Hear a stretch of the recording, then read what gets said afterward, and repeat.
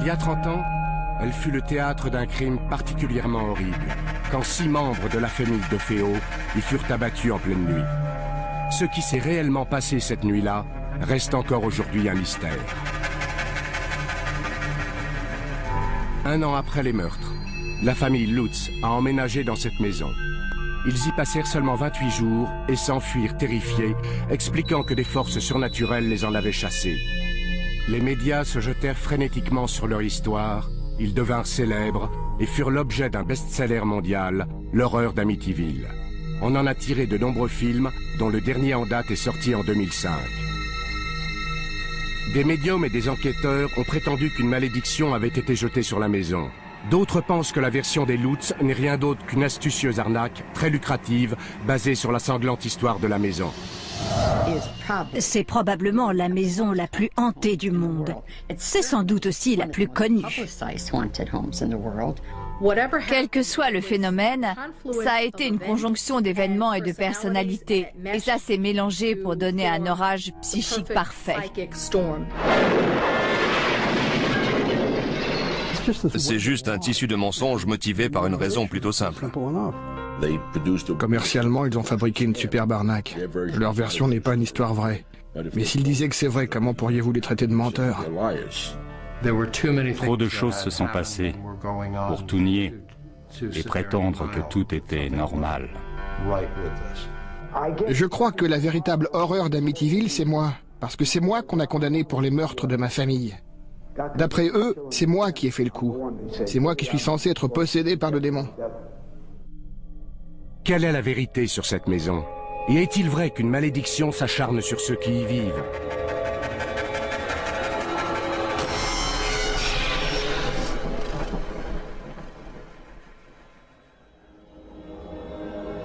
Les mystères et les controverses qui entourent l'histoire d'Amityville ont commencé dans la nuit du 13 novembre 1974, quand 6 membres de la famille DeFeo, le père, la mère et 4 enfants, ont été abattus à l'intérieur de cette maison.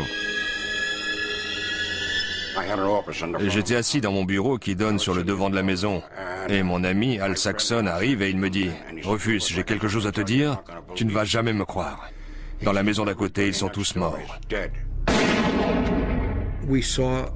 On a vu plusieurs des corps qu'on sortait de la maison. Je regrette de le dire, mais le corps d'un des enfants est tombé de la bâche dans laquelle on le portait. Et j'ai vu l'un des enfants assassiné.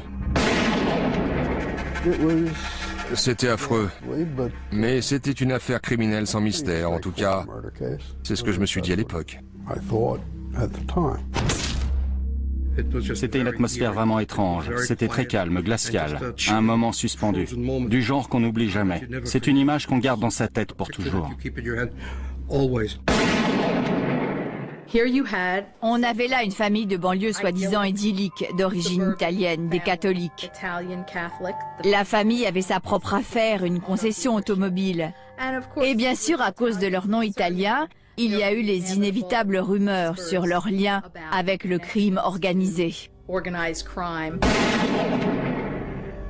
L'hypothèse d'un meurtre lié au banditisme a été rapidement écartée. Et la police s'est tournée vers le seul survivant, Ronald DeFeo Jr., qui avait 23 ans. George Harrison, le chef de la police du comté de Suffolk, est arrivé et il m'a demandé s'il pouvait utiliser ma maison comme quartier général. Tout le monde était terrifié dans le quartier en se disant qu'il y avait un tueur qui rôdait dans la ville. Dès le début, Ronald DeFeo a été soupçonné. Mais au départ, il ne l'avait pas arrêté, il l'avait embarqué pour le protéger. Ils ont décidé d'utiliser la maison d'à côté, celle de Ireland, pour y installer leur poste de commandement. Ils nous ont tous emmenés là. Et aussitôt, ils l'ont emmené chez moi et ils ont commencé à l'interroger. Ça a duré un moment et puis son grand-père est arrivé. Un policier l'a entendu dire à son petit-fils « Arrête de traîner le nom de la famille dans la boue. Je ne veux plus rien entendre sur ta sœur. Contente-toi d'avouer les crimes. C'est terminé. » Je leur ai dit au début les choses qui étaient vraies. Mais vous savez, ils ont fait pression sur moi. Même avant ça, les habitants d'Amityville s'étaient déjà fait leur opinion sur le nom du meurtrier. Je me suis promené dans le quartier et j'ai demandé « Pouvez-vous m'en dire plus sur ce qui s'est passé ?» Et tous les gamins m'ont répondu pratiquement comme un seul homme « C'est Ronald qui a fait le coup. » Je roulais en voiture et le journaliste, je crois que c'était Joel Martin, a annoncé les meurtres à la radio. Et il n'a pas dit que Ronald était mort aussi. Alors j'ai dit à ma femme, c'est Ronald qui a fait le coup. Ronald était, disons, un adolescent à problème. Il avait la réputation de se droguer, d'être violent, de se battre avec son père. C'était une tâche. Tout ce qu'il faisait, c'était boire, parier et se battre. Quand on le connaissait ou qu'on connaissait le contexte, si on avait passé un peu de temps avec lui, on se disait que ce n'était pas une chose dont il était incapable. Et quand tous les autres sont morts et pas lui, vous savez... C'était tout un tas de problèmes, vous savez. C'est pas comme si je pouvais rester assis ici et vous mentir. Je pourrais dire que je savais que quelque chose de mauvais allait arriver à ma mère et à mon père. Très peu de temps après, Ronald DeFeo Jr. a été désigné officiellement comme suspect. Il était le meurtrier présumé, il était l'accusé. Après un bref interrogatoire serré, DeFeo a avoué les crimes et il a donné la première de ses nombreuses versions des événements. En gros, l'histoire c'est que Ronald DeFeo, qui avait 23 ans en 1974, s'est réveillé dans la nuit autour de 3h15. Et pour des raisons inconnues, il a tué tous les membres de sa famille pendant leur sommeil. Il a pris le fusil et il a tiré sur ses parents qui dormaient dans leur lit. Ensuite, il a tué ses 2 jeunes frères. Après, il a été dans la chambre adjacente et il a tué sa sœur. Et enfin, il est monté dans la chambre deuxième où il a tué son autre sœur, Dawn. Après ce qui est arrivé, c'était comme un cauchemar. Je suis en train de regarder ma mère et mon père morts, mes sœurs, j'étais terrifié. J'ai couru hors de la maison, sauté dans ma voiture, foncé dans la rue, trouvé mes amis et je suis revenu à la maison. Les aveux de DeFeo n'expliquent pas les nombreux mystères qui entourent les meurtres. Des mystères qui ont nourri les rumeurs de complicité, de complot et même de forces surnaturelles. Ils ont tous été tués avec un Marlin calibre 35. On a fait une expérience pendant la préparation du procès. On a mesuré le niveau sonore du Marlin calibre 35. Ce fusil s'entend jusqu'à 5 pâtés de maison. Personne n'a rien entendu. J'ai retrouvé un voisin quand même qui a entendu entre 3h et 3h30 le chien de la famille qui aboyait ou gémissait. Il y a eu au moins 9 coups de feu, 9 coups tirés avec un Marlin. Et rien n'indique qu'aucune des 6 victimes ait fait la moindre tentative pour s'enfuir.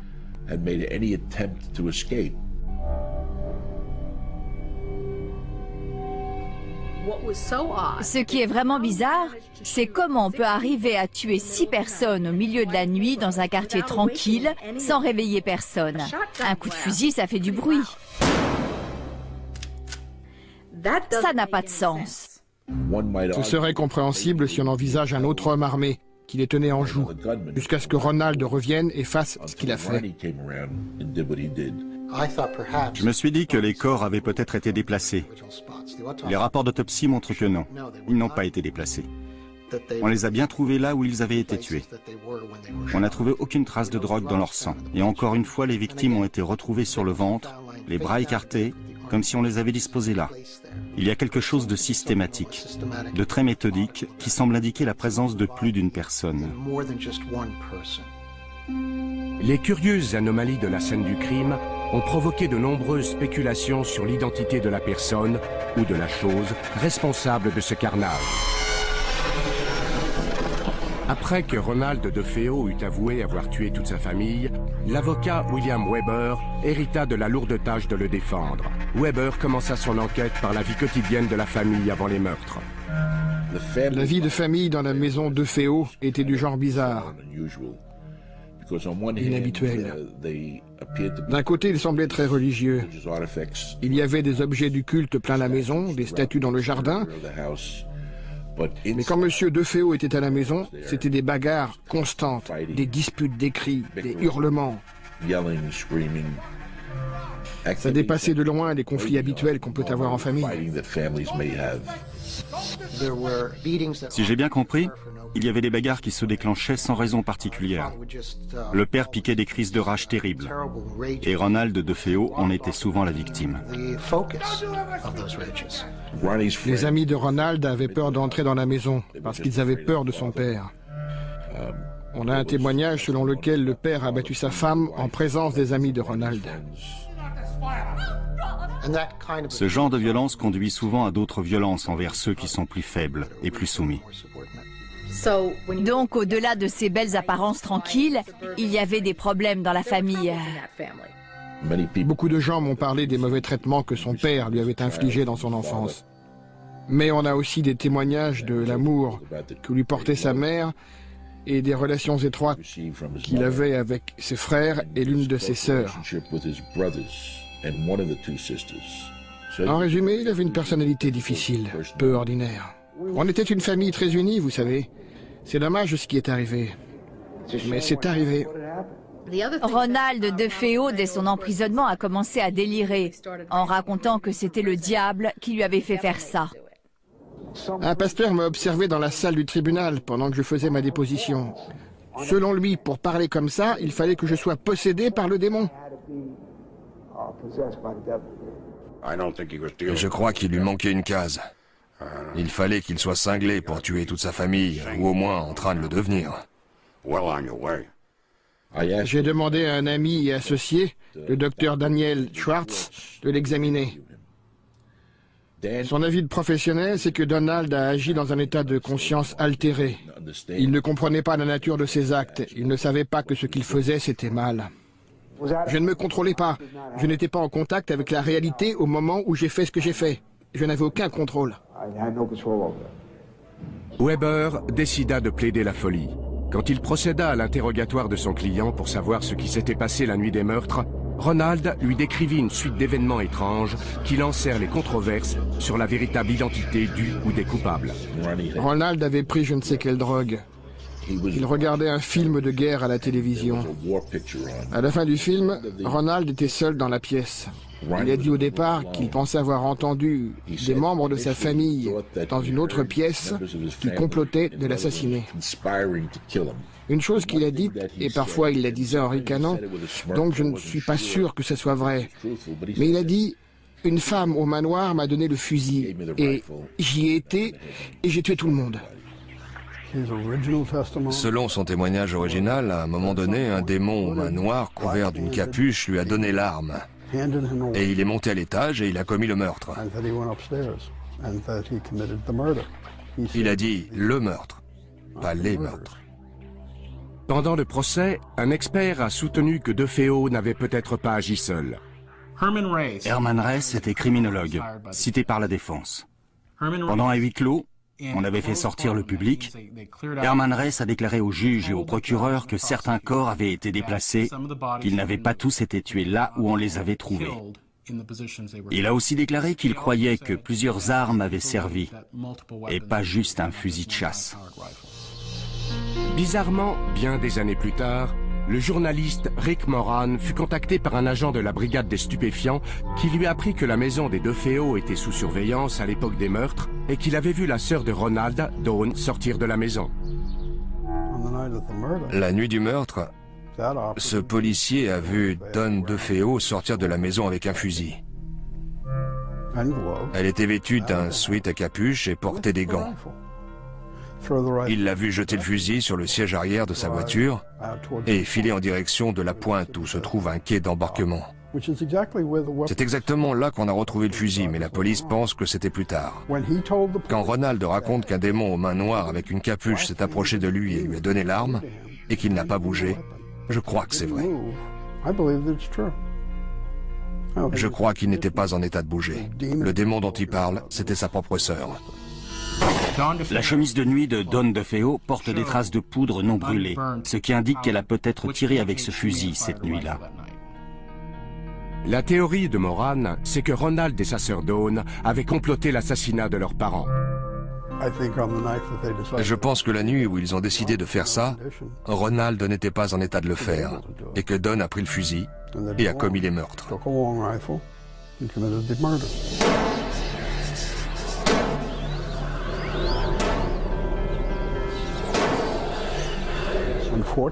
Malheureusement, dans la frénésie de l'action, elle a apparemment décidé qu'elle allait tuer tout le monde.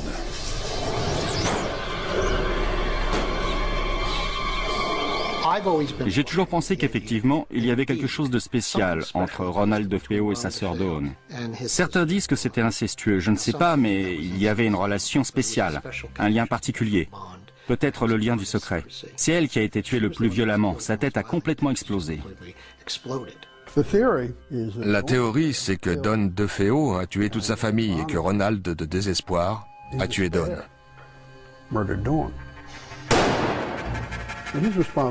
Il est responsable d'un meurtre, ce qui expliquerait la réaction du grand-père. Prends tout sur ton dos. Parce que c'était le seul survivant et qu'il ne voulait pas que les relations entre les membres de la famille soient exposées davantage ou le nom de la famille sali. Mais en février 1975, Ronald DeFeo fut jugé responsable de ses actes, déclaré coupable de tous les meurtres et condamné à 6 peines de prison à perpétuité. La maison DeFeo, au 112 Ocean Avenue, fut mise en vente à un prix très bas, à cause de son histoire sinistre. C'est alors que George et Kathy Lutz, un jeune couple avec 3 enfants, visita les lieux et que débuta un nouveau chapitre dans l'histoire extraordinaire de cette maison. Quand on a déjà visité un certain nombre de maisons, on finit par sentir ce qui vous convient ou pas. On n'avait aucune réticence envers cette maison. Elle répondait si bien à nos besoins qu'on a pensé que c'était pratiquement l'idéal pour nous.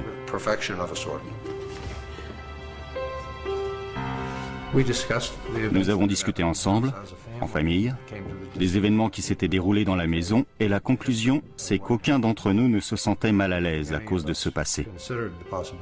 Mais nous n'avions pas envisagé la possibilité que quelque chose de résiduel soit encore là. D'après la famille Lutz, des choses troublantes leur sont arrivées dès le début. Harry a essayé de se pendre. Notre chien, un labrador noir, a sauté par-dessus la clôture et sa chaîne était trop courte. Et il s'est retrouvé pendu de l'autre côté. Il s'étouffait. Ça s'est passé 1 heure après notre emménagement. George Lutz raconte ensuite qu'un de ses amis, qui connaissait bien l'histoire de la maison, lui a recommandé de la faire bénir. Le pasteur est venu et l'a béni pièce après pièce. Il est revenu et il nous a dit, à Cathy et moi, de ne pas faire une chambre dans une pièce à l'étage que nous voulions utiliser comme pièce à couture. Il a dit qu'il y sentait quelque chose. Et il a reçu une gifle. Il a entendu des voix qui lui disaient de partir. Tout ça, c'était le premier jour, les premières heures. Lutz affirme que dès les premiers jours, il s'est réveillé régulièrement à 3h15. Il se sentait agité, mal à l'aise. Il entendait des bruits bizarres. Coïncidence, c'est l'heure à laquelle on estime que les meurtres ont été commis.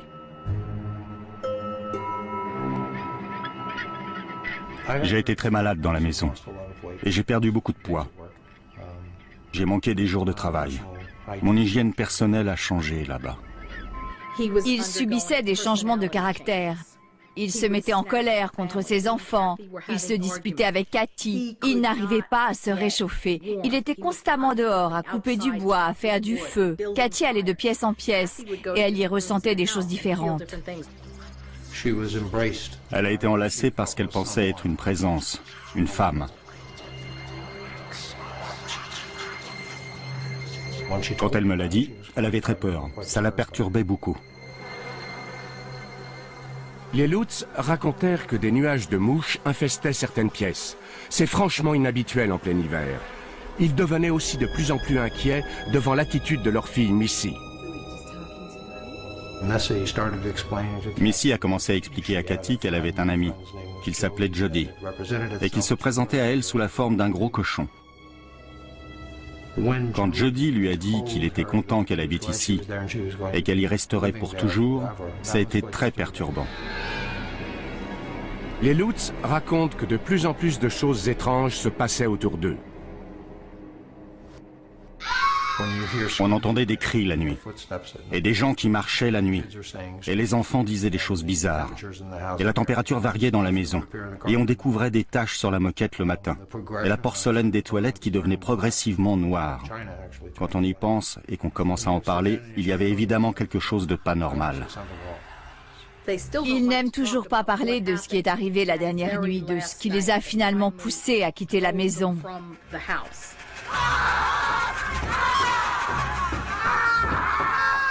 Je ne serai jamais capable d'oublier ce qui s'est passé cette nuit-là.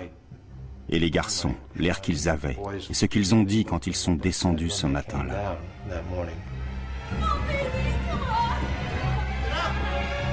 Selon leurs déclarations, ils finirent par fuir la maison tôt le matin du 14 janvier 1975. Jamais ils n'y revinrent. Nous n'étions pas la même famille en arrivant et en repartant de là. Nous étions tous terrifiés au moment du départ.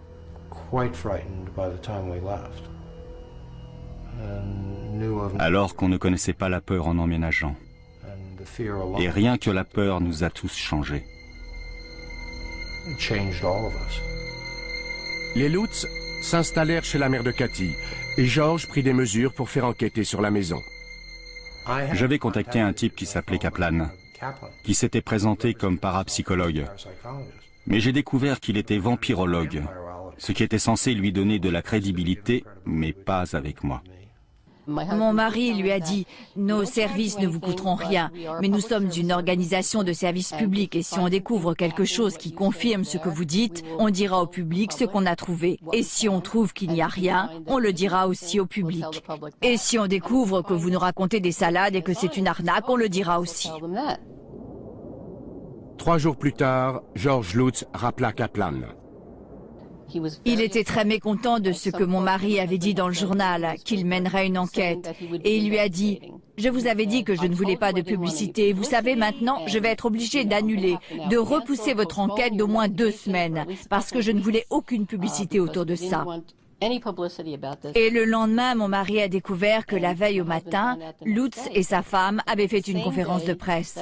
Alors le matin, il donne une conférence de presse et le soir, il nous raconte qu'il annule notre enquête parce qu'il ne veut pas de publicité.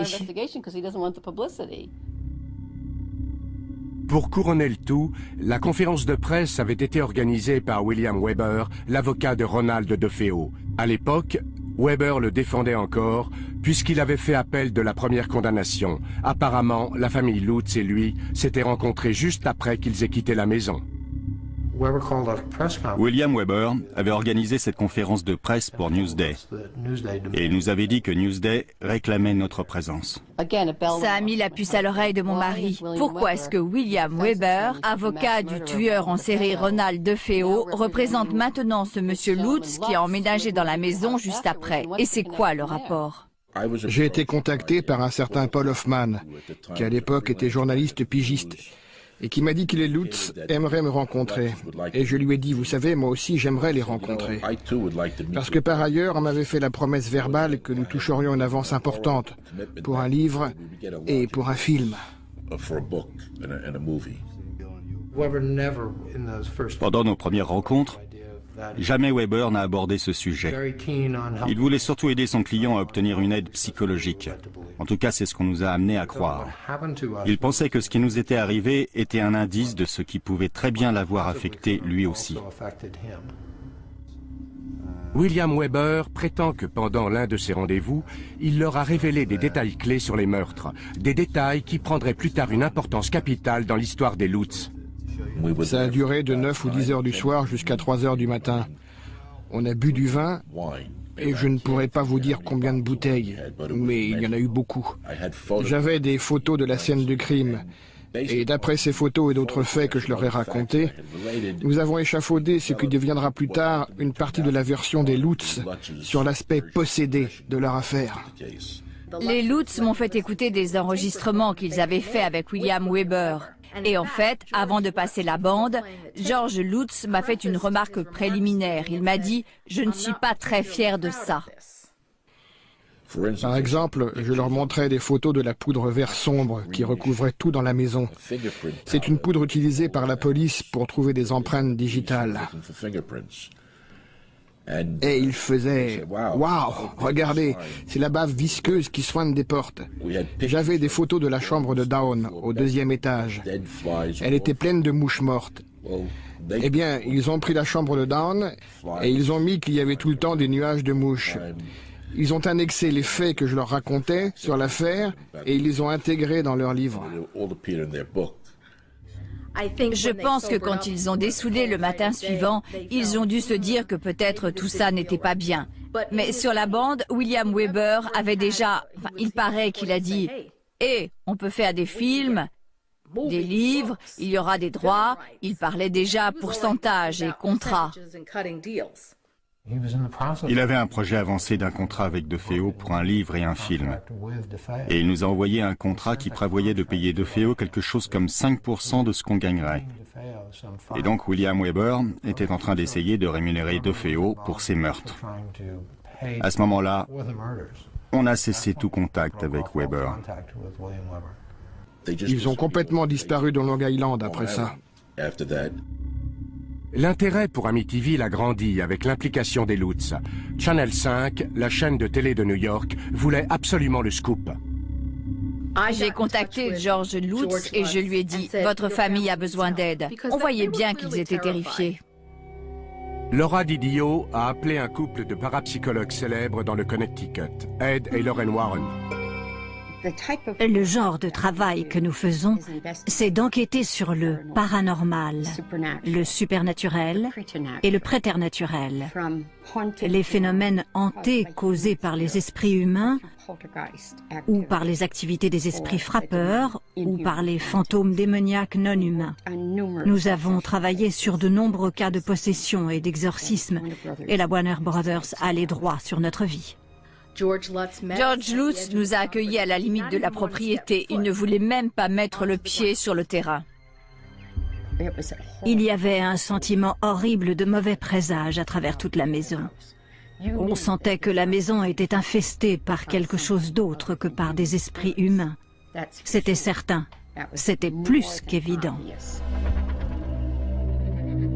Une chaîne de télé locale rassembla une équipe de médiums et s'apprêta à filmer leur enquête.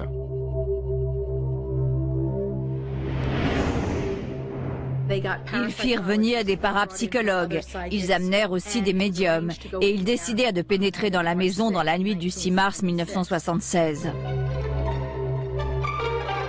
Peu après l'arrivée de l'équipe télé et du journaliste Marvin Scott, des choses étranges se passèrent. Rien ne m'est arrivé à moi, mais des trucs arrivaient aux gens autour de moi. C'était incroyable la façon dont les gens étaient affectés. La première chose, c'est le caméraman Steve. Quand il est arrivé sur le palier au deuxième, il s'est plié en deux en se tenant la poitrine. Il avait des douleurs intenses à la poitrine. L'impression dominante, c'était très triste. Je ressentais la présence d'un adolescent qui avait fait quelque chose qui avait entièrement changé sa vie et qu'il avait commis une action horrible. Quand on est monté à l'étage, évidemment, les médiums ont ressenti les échos, les mauvaises vibrations. 6 personnes ont été assassinées là, vous savez, il y a à peine 2 ans. Il y avait une fenêtre au-dessus de moi et j'ai vu le visage d'une fillette qui me regardait. Ensuite, j'ai entendu des pleurs, des plaintes. Alors je lui ai dit, regarde la lumière blanche, marche vers elle, tous ceux qui t'aiment t'attendent. Pendant la séance, Lorraine a dit qu'elle ressentait la présence d'un démon qui venait des profondeurs de la terre. Il n'y avait pas que les esprits assassinés des membres de la famille DeFeo. Je percevais des corps alignés, tous recouverts de draps blancs. J'ai eu l'impression de silhouettes couvertes de capuches comme des moines, juste derrière la porte, bloquant le seuil et qui me fixaient. J'ai pensé, oh oh. Je monte tout en haut, j'entre dans la chambre et Marvin Scott me dit, qu'est-ce qu'il y a? Qu'est-ce qu'il y a? Et je lui ai répondu, j'espère que je n'approcherai jamais plus que ça de l'enfer. Alors j'ai pris de l'eau bénite, j'ai ouvert la bouteille et j'ai dit « En arrière, Satan !» Et j'ai aspergé comme ça. Et ça a disparu, comme de l'eau sur une plaque chauffée. Et alors, tout s'est arrêté dans la maison. À la fin de la séance, on est redescendu au rez-de-chaussée. À ce moment-là, Ed tenait son crucifix et il précédait Lorraine dans l'escalier. Il s'est arrêté net, presque comme s'il avait été jeté en arrière par une bourrasque de vent. Et plus tard, il a décrit ça comme s'il avait été assailli, je crois, par une légion de démons. C'est comme un puissant jet d'eau sur ma poitrine qui m'empêche d'avancer. Une fois de plus, en tant que journaliste, je dois reconnaître que je n'ai rien vu, je n'ai rien senti. Rien d'autre que les réactions d'aide de Lorraine, des autres médiums et des gens autour de moi. Je me souviens à 2 heures du matin de Marvin Scott qui se tourne vers moi et me dit « On ne l'a pas ». En d'autres termes, ce n'était pas l'exorciste pour la télévision. Alors qu'il ne se passa rien devant les caméras de télévision, une photo prise cette nuit-là allait révéler une mystérieuse présence. L'appareil avait été fixé sur un trépied. Il prenait des photos au flash automatiquement, à intervalles réguliers. Et il y avait des dizaines et des dizaines de photos de cette porte qui conduisait à la chambre de notre fille Missy. Des années plus tard, une de mes secrétaires classait ces photos et elle était enceinte. Et chaque fois qu'elle regardait cette photo, le bébé faisait des bonds dans son ventre. Et hop, voilà qu'on distingue clairement dans l'encadrement de la porte, sur le palier au 2e, le visage d'un petit garçon qui jette un coup d'œil depuis la porte. Il n'y avait pas d'enfant cette nuit-là dans la maison. Alors, d'où est-ce qu'il vient? On a appelé Missy et on lui a demandé qui c'était. Et elle a dit « Oh, c'est le garçon avec qui je jouais là-bas ».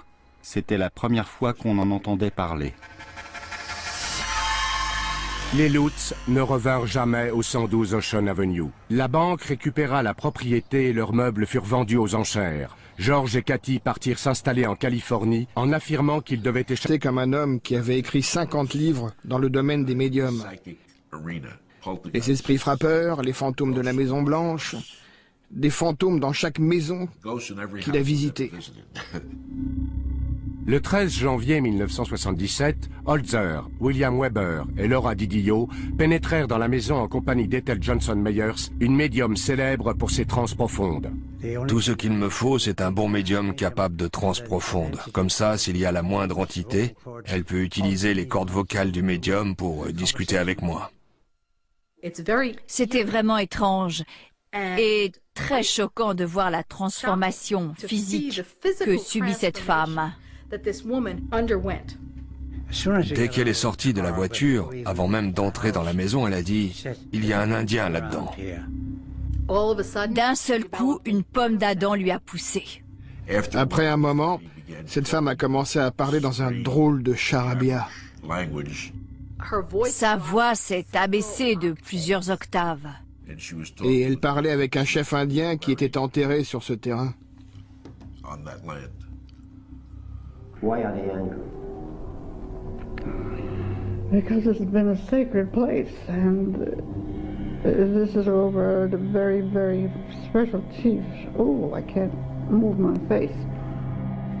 On a découvert que c'était un cimetière indien et que le quartier avait été construit dessus, à la grande fureur de l'Indien qui était enterré là. And what does he make them do? Violence of death. I don't know, my skull's cracked and my neck's stretched. What will the male do under those circumstances? Anything the Indian desires him to do. Despite the fact that Bien que l'on ait raconté que c'était la maison la plus hantée d'Amérique, ce n'est pas vraiment une maison hantée. there are no ghosts there, Il n'y avait pas de fantômes là, il n'y avait pas d'esprit, sauf celui du chef indien. Et tout ce qu'il voulait, de son point de vue, c'était partez de mon terrain. Alors que les théories se multipliaient sur la maison, Amityville allait devenir un phénomène de l'édition. Soudain, il y a un livre. Et quelle qu'en soit la raison, le livre a eu un succès immédiat. C'est devenu aussitôt un best-seller. Le premier tirage était de 25 000 exemplaires. Et il n'avait jamais lancé un aussi gros tirage, même de loin, pour une première édition. À peine arrivé chez les libraires, ce livre a été épuisé. C'était phénoménal. Il était clair que cette histoire de maison hantée avait le pouvoir de captiver des millions de lecteurs. L'idée que c'est réellement arrivé à des gens rend ces gens plus proches. Parce que si ce n'est pas une œuvre d'imagination, alors c'est vrai. Et ça pourrait aussi leur arriver. Une maison, c'est censé être un endroit où on est en sécurité. Et l'horreur d'Amityville détruit cette tranquillité. C'est arrivé juste après le livre de William Peter Blatty, L'Exorciste. Et le film L'Exorciste est sorti autour de 1973-74. On dirait qu'il y a un désir, une insatisfaction, peut-être une question spirituelle qui domine tout ça, le bien contre le mal. Même les gens qui disaient être agnostiques ou athées après avoir vu le film, ils dormaient avec la lumière allumée, ils s'agrippaient à des crucifix et ils retournaient à l'église. C'était le climat dans lequel Amityville pouvait s'épanouir. La maison elle-même était devenue un personnage, grâce en particulier à ses 2 fenêtres à l'étage. Tout le monde disait « Qu'est-ce que vous pensez de ces 2 yeux? 2 yeux qui vous observent. » J'ai beaucoup entendu ça. C'est devenu les yeux de la maison. Et si vous les regardez, vous vous dites cette maison est en train de me regarder. Et ça lui a donné cette personnalité maléfique. Quelque chose observe, quelque chose est caché, quelque chose observe. L'histoire des Lutz prit un nouveau tournant quand elle subit le traitement hollywoodien. À Amityville, l'effet fut immédiat et redoutable. Quand tous ces livres ont été publiés et que le film est sorti, c'est devenu l'enfer. Ça a été l'affolement chez les médias. Tous ces gens se sont abattus sur Amityville. Des gens venus d'Irlande, venus d'Angleterre, des gens venus de partout en Europe. Ils étaient envahis non pas par des fantômes, ni par des démons, mais par les touristes. Sous la grêle ou dans la tempête, il y avait parfois plus de 50 personnes qui se tenaient par la main et qui regardaient la maison, comme si c'était une religion. Sur Ocean Avenue, les pelouses des habitants étaient envahies par les voitures des badauds qui essayaient de s'approcher de la maison de l'horreur. J'avais des dizaines de gens venus en bus qui pique-niquaient dans ma cour, des nonnes venues de Suède. Elles s'étaient coincées dans mon allée, et je ne sais même pas comment elles étaient arrivées là. Les gens couraient et essayaient d'emporter des morceaux de la maison, des bouts de pelouse, des plaquages de bois. Une femme a frappé un flic sur la tête avec un livre si fort qu'elle l'a à moitié assommé. N'importe quoi pour jeter un coup d'œil par les fenêtres. C'était très ennuyeux. Ça a duré et duré et duré. Mais si les milliers de visiteurs semblaient convaincus par l'histoire d'Amityville, un nombre croissant de lecteurs soupçonnait une arnaque. Johansson écrit ce gros bouquin. L'horreur d'Amityville, une histoire vraie. Et je trouvais que ça ne sentait pas bon. Dans les articles publiés au départ, ils ont dit qu'ils n'avaient vu aucune forme humaine et seulement qu'ils avaient entendu des bruits bizarres, des chocs, des coups sur les tuyaux, des trucs comme ça. Ils ont fait l'expérience de ce qui apparaît comme des phénomènes paranormaux assez banals. Pas de lévitation, pas de fenêtres brisées, pas de portes sorties de leur gonds par des forces invisibles. Et à la sortie du livre, ils en étaient arrivés à la bave visqueuse verte, aux fanfares et à Jody le cochon démoniaque. On a dénombré 106 erreurs évidentes, des erreurs matérielles dans le livre. Et ça, c'est avant même d'arriver au cochon volant. Missy, l'un des enfants Lutz, avait fait un dessin de Jody le cochon démoniaque, dont elle disait qu'il lui apparaissait à la fenêtre du 2e étage avec ses yeux rouges qui la fixaient. Alors j'ai été questionner les voisins et l'un d'eux a dit « Oh, à quoi il ressemble ?» Et on lui a montré le dessin dans le livre et ils ont dit « Oh, ça, c'est le chat que Ronald DeFeo appelait le cochon tellement il était gros. » En fait, le cochon, c'était le chat de ma femme. C'était un persan, j'en suis sûr. Ce chat sautait sur l'appui de la fenêtre et s'installait là et regardait avec ses yeux rouges phosphorescents. Mais alors, les fameuses mouches. Mais enfin, il y a eu les meurtres, les victimes sont restées là 48 heures, la maison a été mise sous scellé et le chauffage marchait. Pas besoin d'être un génie pour comprendre comment il finit par y avoir des mouches. Pour les besoins de leur enquête, Jordan et Moran ont interviewé Jim et Barbara Cromarty, qui ont acheté la maison après le départ des Lutz. On leur a demandé s'ils avaient fait des grosses réparations en arrivant dans la maison. Parce que quand on lit le livre, on a l'impression que cette tornade paranormale qui se déchaîne dans la maison la laisse en ruine. Ils nous ont répondu que non. Tout était parfaitement en état quand ils l'ont visité avant de l'acheter. Mon mari a participé à un débat à la télé avec George Lutz et ce dernier a essayé de raconter qu'une fenêtre de la maison s'était rabattue sur la main de son fils et qu'il l'avait emmené à l'hôpital de Brunswick pour le faire soigner. Alors mon mari a dit parfait, on va faire citer les rapports de l'hôpital de Brunswick et là vous pourrez le prouver. Et là il a dit, je ne l'ai pas vraiment emmené à l'hôpital, on lui a fait un pansement à la maison. Son histoire changeait quand on essayait de le coincer.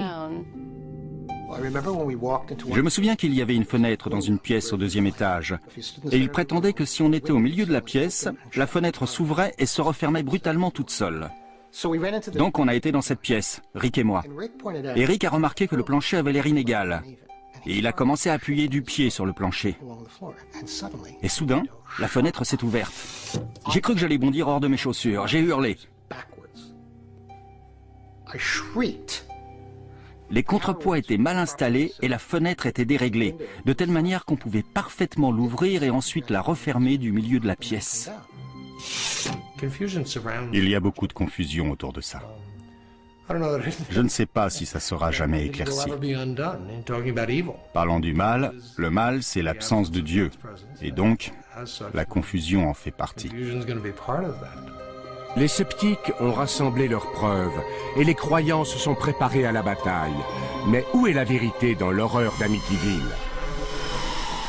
2 ans après avoir quitté leur maison en prétendant qu'ils en avaient été chassés par des forces surnaturelles, les Lutz virent leur histoire publiée sous le titre « L'horreur d'Amityville, une histoire vraie ». Ce fut un best-seller instantané et l'auteur Jay Hanson se retrouva au cœur d'une furieuse controverse. Moi, ça m'a ouvert les yeux sur le fait qu'on pouvait écrire un livre, écrire sur la jaquette une histoire vraie, et ensuite inventer 90% de son contenu. J'en ai parlé à Jay et je lui ai dit, Jay, tu crois à cette histoire? Et il m'a dit, je suis un écrivain, c'est ce que je fais, j'écris, c'est tout. Tu sais, que ce soit vrai ou pas, ce n'est pas à moi d'en décider. Évidemment qu'il a pris des libertés. Nous ne soutenons pas cet aspect de l'horreur d'Amityville. Peter Jordan et Rick Morgan mirent Jay Hanson devant les preuves que son livre n'était pas une histoire vraie, mais une œuvre de fiction. Il m'a dit, vous niez tout. Vous êtes un sceptique qui aime écrire des histoires de non-fantômes. Moi, j'aime gagner de l'argent. Jay m'a dit, je suis un écrivain. Et tout ce qui m'intéresse, c'est d'écrire un best-seller pour me construire une villa à Majorque et ne plus jamais avoir besoin d'écrire. Et il m'a dit, je vous prédis qu'un jour vous serez assis ici, fauché, en train d'écrire vos petites histoires de non-fantômes. Et moi je serai dans une île aux Bahamas ou ailleurs avec un wagon de pulls en cachemire. Et je me souviens avoir pensé que c'était tellement cocasse, et j'ai gloussé. Et il a dit, qu'est-ce qu'il y a de si drôle? Et j'ai dit que c'était le fantasme le plus ridicule qu'un millionnaire puisse avoir. Et après ça, un jour que je rentrais en voiture à Long Island, j'ai entendu à la radio que Jay Hanson, l'auteur de l'horreur d'Amityville, avait eu une crise cardiaque. Et je me suis dit, oh non, il ne pourra jamais profiter de son wagon de pull en cachemire. Hanson a gagné des millions avec Amityville. En comparaison, on dit que les Lutz n'ont touché cette expérience ensemble. Et on est passé à autre chose ensemble. On a essayé de l'expliquer au monde, ensemble si vous voulez.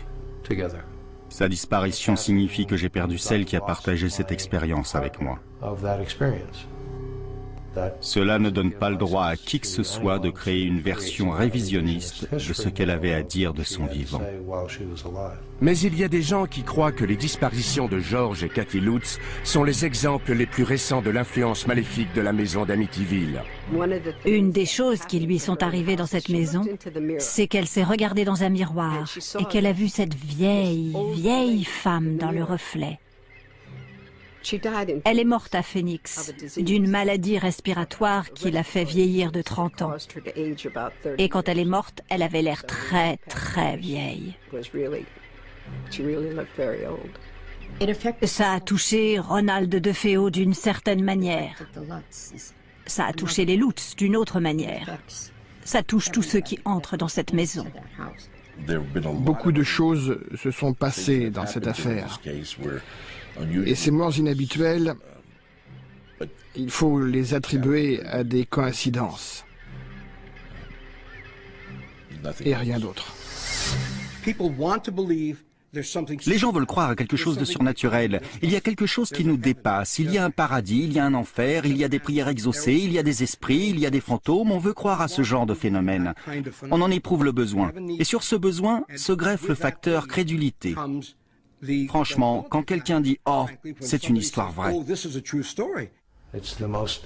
c'est l'événement le plus documenté de ce genre. En termes du nombre de gens impliqués, de témoins directs, de ceux qui ont maintenu leur témoignage sans rien y changer pendant toutes ces années. Si je crois qu'ils sont restés dans cette maison pendant 28 jours? Non. Catégoriquement, sans aucun doute, non. Je pense qu'ils avaient planifié toute l'affaire et qu'ils avaient l'intention d'en tirer un livre et gagner beaucoup d'argent. Et vous savez quoi? C'est ce qu'ils ont fait.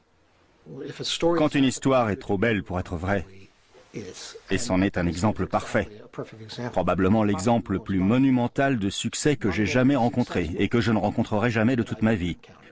Je ne crois pas que je verrai un autre Amityville. En tout cas, je n'espère pas. Ils n'étaient pas là. Ils n'ont pas vécu cette expérience. Et pourtant, ils voudraient vous l'expliquer à vous. Et ça ne rend service à personne. À moins qu'on attrape l'esprit, qu'il se montre et qu'il nous explique pour la caméra, et je doute que ça arrivera, on ne saura jamais. Et on continuera à poursuivre cette chose qui nous échappe, quelle qu'elle soit. L'occupant actuel de la maison ne croit à rien de tout ça. Croire ou ne pas croire, ça n'a rien à voir avec les événements. Je ne lui souhaite que du bonheur. J'espère que des incendies spontanés ne perturberont pas son sommeil ou une autre de ses activités. Et j'attends les gros titres, si ou plutôt quand ça arrivera.